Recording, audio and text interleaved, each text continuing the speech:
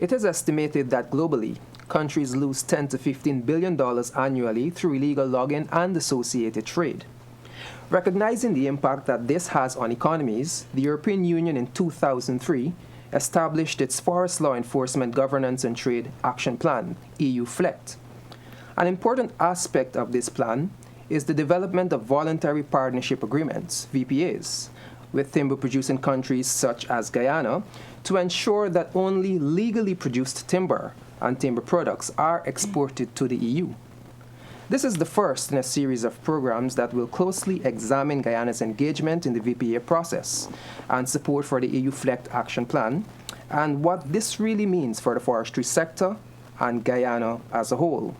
Joining me today to discuss this in more detail are head of the EU FLEGT Secretariat in Guyana, Kenny David, Industry and Product Development Officer, Forest Product Development and Marketing Council Guyana, Laura Singh, Chairman of the National Toshao Council, Joel Fredericks, and Chairman of the Forestry and Wood Sector Group of the Guyana Manufacturing and Services Association, Mahendra Chan.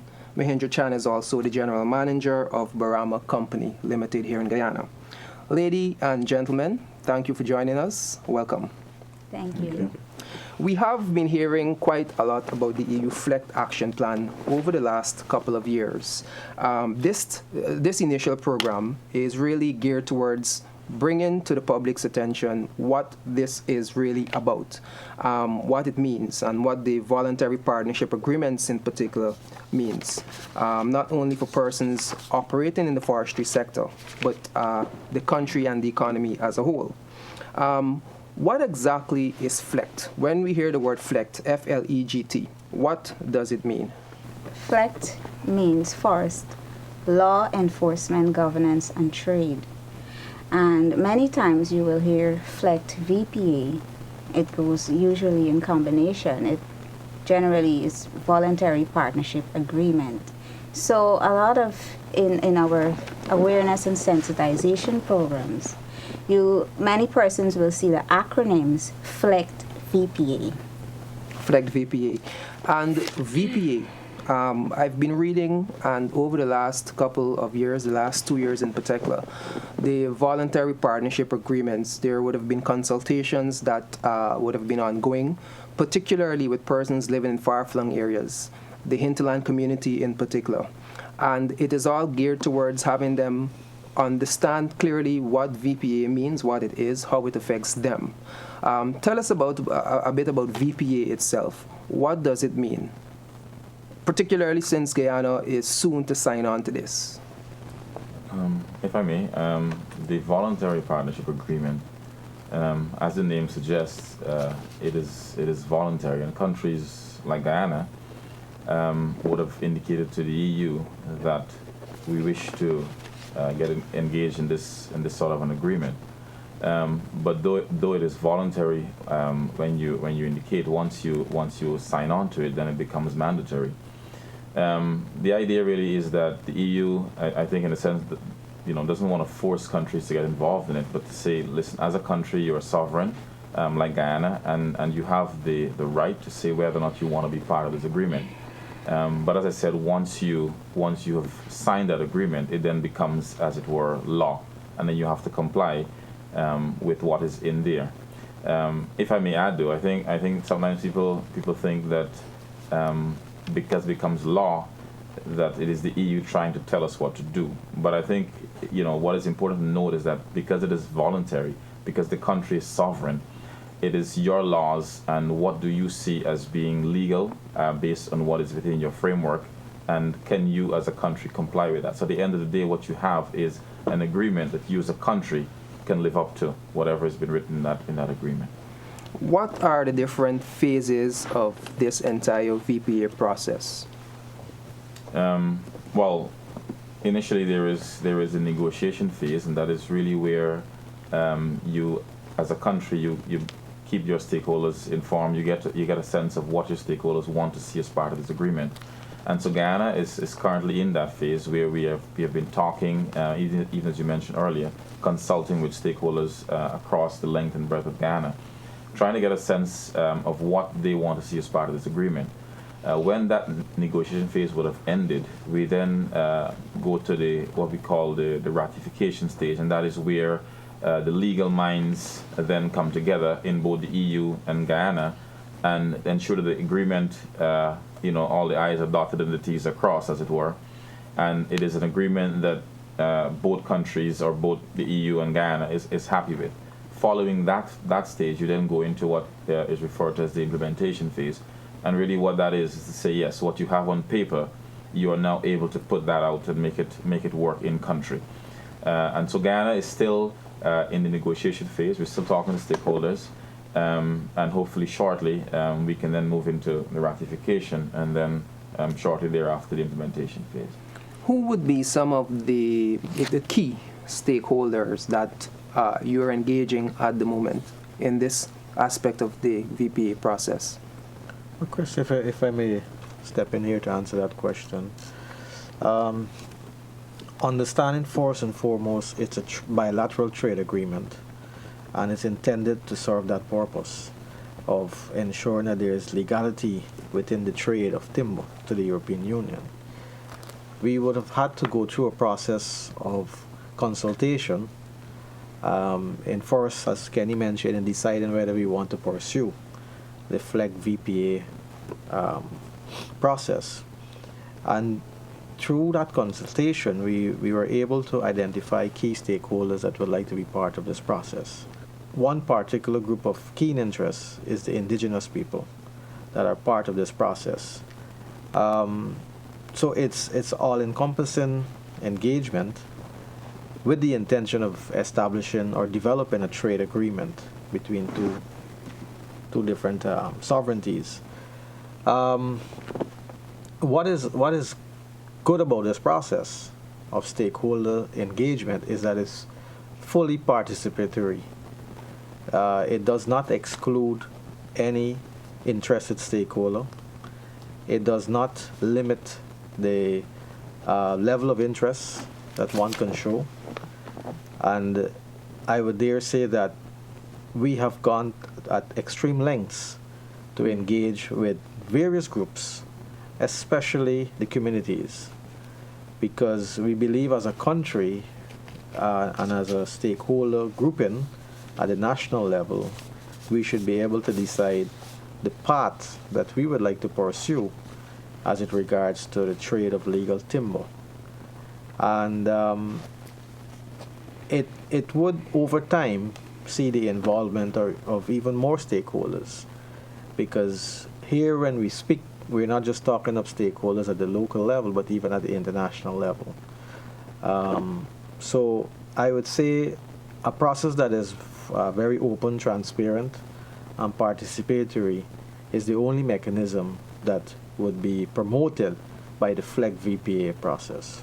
If I may add, Chris, in addition to that, to what my colleague would have just explained, stakeholder engagement and participation is key, and significantly, this engagement and participation, in it, we're looking at feedback that would feed into the decisions that are taken for this bilateral trade agreement. Because at the end of the day, it's these stakeholders who will have to meet the international standards and requirements that are out there. And once it is initialed and ratified and the implementation phase gets there, to that point where we are trading under the VPA, the FLEGT VPA license, then it's these stakeholders' responsibility to meet that standard that they would have agreed to and said, well, we can do this or we can't. And as Kenny would have outlined, it is using the existing laws or the legal framework within the country that covers forestry and all these other agencies that are interconnected in this process that is important. So to emphasize on this point, stakeholder engagement and participation, especially for the feedback into the decisions that are taken at the VPA. And when Guyana gets around to signing on to this, the Voluntary Partnership Agreement. It is an agreement that is applicable to every region and location throughout the country, including Amerindian lands. Therefore, a lot of the consultation would be focused on persons living in those communities and how they react to what is in the VPA itself. I'd like to ask you, Joel, being the chairman of the National Toshao Council, and being one of the key persons who would have been part of the consultations that would have been ongoing and still are continuing. What is the feedback that you would have been getting from persons in those communities? How are they reacting to the prospect of Guyana signing on to this?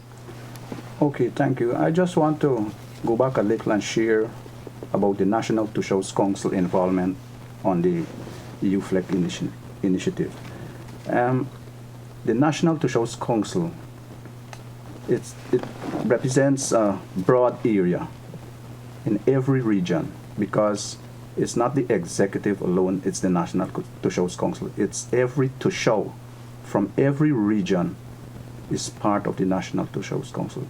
So there's a wide representation coming from the NTC. So the executive is made up with representative from each region. We have two, sometime in region 9, we have 3 representatives from that region because it is big. So they will now come there, and they are part of the executive. When we meet, they would bring reports from that region. What we discover is that the FLEGT initiative, the message is going out there, but some of the people, they need more knowledge about it. And so that is the information we have from the ground that comes to the executive, and then I would report to the NTWG so that we can get more people to buy into it. What would be some of the interventions being made to address that concern, for instance? Because we know, too, that when it comes to communicating these information across distances, there's a challenge of distance. There's also a challenge of language. Well, Chris, when that information comes to the NTWG level, the Secretariat, of course, and the NTWG would come together, and that is how we formulate our consultations. Yeah. That's how we determine where we're going to go, what is needed most where, how much awareness session and sensitization we need to be doing in these areas. That helps to feed into us so that we can go there and widen the base of communication in those areas. For the average person looking at the program, they're hearing some, maybe for the first time, about EU FLEGT, about the voluntary partnership agreements. They know that traditionally here in Guyana, we're a timber producing country. We have been for quite some time. Explain to them why it is important for us to sign on to this, why it is important for us to be a part of this. Why can't we just continue to be conducting timber and logging exercises as we used to? Being a private sector player that is part of this process, it is very critical for us to be open-minded, first of all, recognizing that we're operating in a global environment.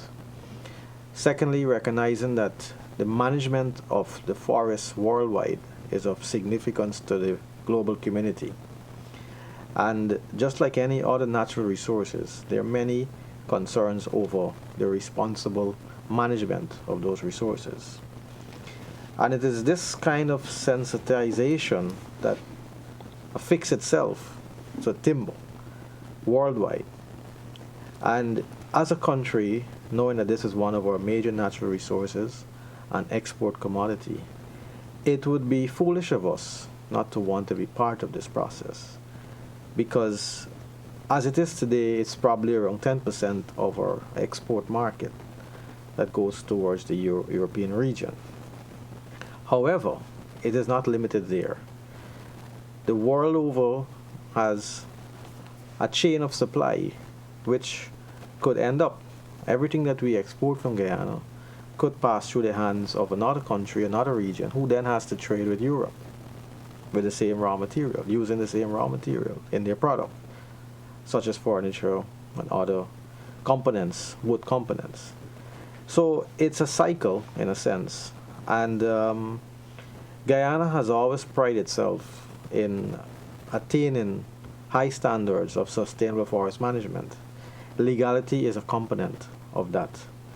You must be, first of all, an authorized forest manager, in the sense of having ownership to the land that you work on. You must follow certain procedures to be compliant. You must pay certain fees. You must respect certain social and labor laws. These are things we're supposed to do on our day-to-day operations, in our day-to-day operations. It's just a matter now of bringing a recognition to that, and for it to be verifiable. It shouldn't be one where we claim, oh yes, we are very compliant, we have high standards. This is a case where there'll be an independent verification that you are at that level, and to give you recognition, and to also provide you with market access. The whole idea here, as I said in my earlier remarks, is a trade agreement, and it's intended to gain market access. Mm-hmm. That market access, it's there. However, the world over, and it's not only the European Union, the Australians, the Americans, the Japanese also are now looking at the process.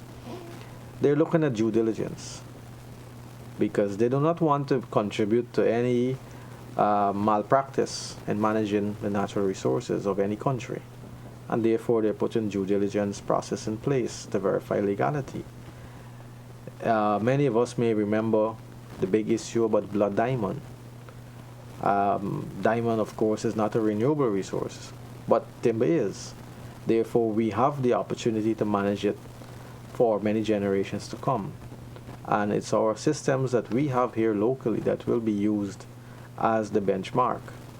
And I think this is another fear that stakeholders may have, that this is another imposition by outsiders. It's not the case. It's a case where the stakeholders at the national level have the opportunity to craft policies, craft rules and regulations that will govern how we manage our natural resources, and that will be used as the yardstick. However, the European Union will be very keen that we comply with our own rules and regulations. So the ultimate objective is to ensure that timber products exported from Guyana meet legal requirements. Yes. And you clearly support this initiative and understand it as a key player in the private sector.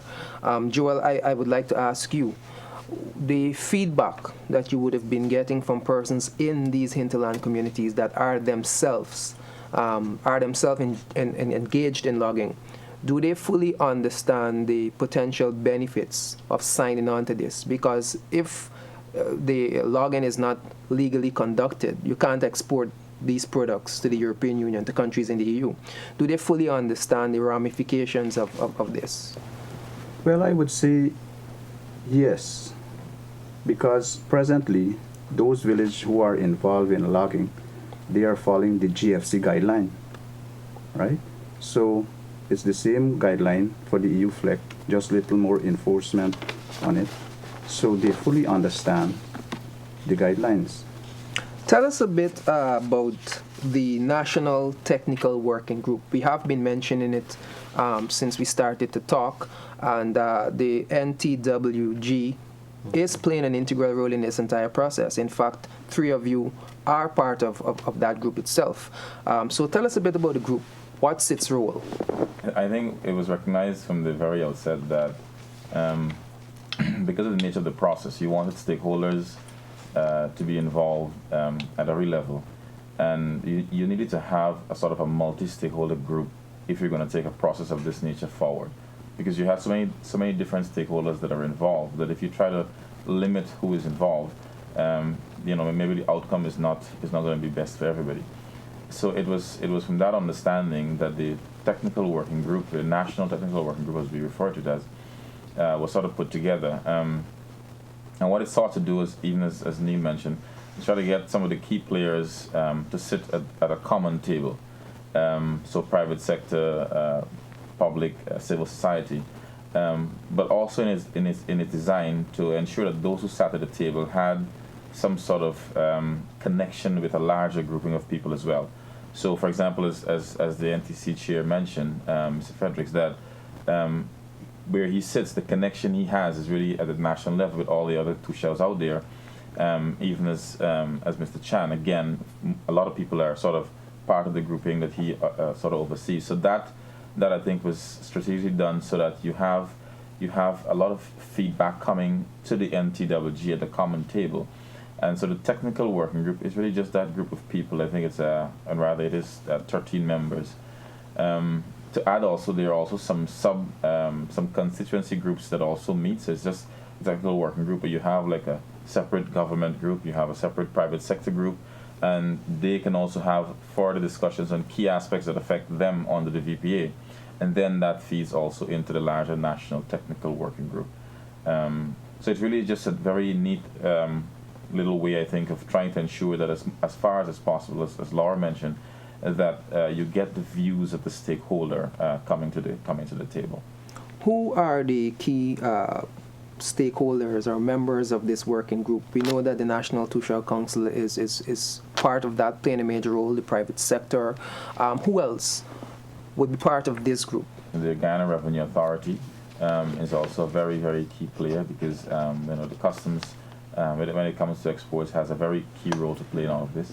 The Ministry of Legal Affairs, I think we need to have an appreciation that at the end of the day, this is going to be law, and you need to have the lawyers on board to ensure that whatever you draft and whatever is put together is not in contravention with what exists within our own legislation. We even have we have an EU exporter, someone who has been exporting to the EU for a number of years, a company representative, and I think what that has brought to the table as well is somebody who has a very good understanding of how the market is, how it works, and they bring that very real experience to the table. Of course, the Forestry Commission is the focal agency on the technical working group. Again, because we are I think the enforcers, and we have, and again as Joel mentioned, I think it's key that the systems that we are talking about under the VPA we're not trying to reinvent the wheel. It really is to try to build on existing systems, because this is what the stakeholders are familiar with. This is what they have been doing, and for all intents and purposes, it has worked. Yes, there will need to be some things that are added, but I think at the highest level, it is to try as far as possible to keep that sort of base and work and build from there. I don't know, maybe if any one of my colleagues can add some of the other members. Yes, the Forest Products Development and Marketing Council. Obviously, this is a trade agreement on forestry and export. And so meeting market requirements is has an important part to play there. So what we do is to reach out to our stakeholders and, ensure that some of those gaps are being met. We sensitize and make them aware of what are some of the specifications for quality assurance, and all of those areas that can be covered. What is the timeline that we're looking at for the completion of consultations and the move towards signing this voluntary partnership agreement? I mean, there is a roadmap that was designed to sort of guide this entire process. But I must say it has been adjusted. But I think where it currently stands, we're looking to initial the agreement by the end of 2016, and the ratification process usually takes about 6 to 8 months, and shortly thereafter move into implementation. I think it is important to note, though, when we sort of say the timelines like that, it sounds a bit lengthy. But to note that Guyana, unlike many other countries that have gone down the road of a VPA, many of them, I think, waited until the end of signing the agreement to sort of get into implementation. One of the good things about, or the advantages I would say that Guyana has, is that we already have a system that has been working. And because we haven't gone and reinvented the wheel, I think we have a very good base on which we're standing. So when it comes to implementation, what we are hoping and really expecting is that that implementation period is really quite short, so that we get to the eventual FLEGT licenses in a pretty short. So I would say maybe within the next, maybe by the end of 2017, we should be able to have a system that is up and running. Okay, in the final minutes remaining, I know that you all would have in some way reiterated the importance of this, why Guyana should sign on, the benefits, as you would have mentioned. But in closing remarks, if each of you could re-emphasize this importance from your specific standpoint, because you represent different groups and interests, why really should Guyana become part of this EU FLEGT action plan and sign on to the voluntary partnership agreement? I think one key point that we did not mention earlier, which is maybe a good time for me now to add in my closing remarks, is that whatever system we develop and sign on to, it will be a national system, and it will apply to it will be one system. It wouldn't be parallel systems. So you would not have a FLEGT system that is parallel to another system that works for another market. So recognizing that we're developing a single system means that all stakeholders should pay key attention and should want to be part of the process of developing that system.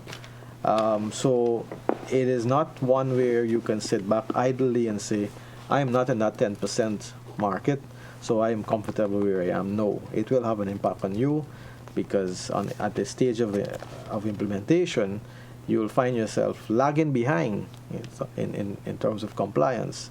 So my encouragement to the private sector stakeholders is that get on board, do not see it as something foreign to your business, and make an effort to learn more about it before judging what it may be. And to say to you that the Guyana Manufacturing and Service Association and the NTWG is very open to your inputs and would welcome it at any time, any forum. And I would encourage you to also pay attention to the activities that are going to happen between now and when this is ratified, so that wherever you see a chance to make your contributions, you will take that opportunity. Okay, Laura? Well, at the Marketing Council, we have a lot of requests for markets. People are always hungry for markets. And so I would say that the stakeholders, this is their opportunity to expand their market base. Under the FLEGT VPA, it's hassle-free export market to the European Union. Joel? Yes, I would like to add to what Laura said. As you know, the indigenous communities, we are involved in logging, and it's an opportunity for them to do business at an international level, to export logs, and even to come into agreement with other companies who may want to purchase logs from the community to export. So it's something good for the community. Kenny? Just to say to to stakeholders that this is a process that I think, as Neil mentioned, that they ought to don't be afraid of, don't think it's going to bring a whole lot of changes and things that they cannot deal with. But for them to understand from the perspective of the Forestry Commission that we are willing to work with them. We understand their concerns, but also that if there are questions, if there are concerns, they can come and talk to us. Now may be a good time, I think, to mention the website that we have, which is www.forestry.gov.gy, where there is a lot of useful information on the FLEGT VPA. A lot of work has been done. A lot of consultation has been ongoing. There is even a lot of information on what persons have said before, what concerns they've had, and how the NTWG has addressed those concerns. I think it would be useful for stakeholders to visit that site and have a chance to see what FLEGT really is all about, and have a chance to make an input, so that at the end of the day we have an agreement that benefits Guyana. Thank you all. You've been looking at a discussion on the EU FLEGT action plan and Guyana's move towards signing on to the voluntary partnership agreement.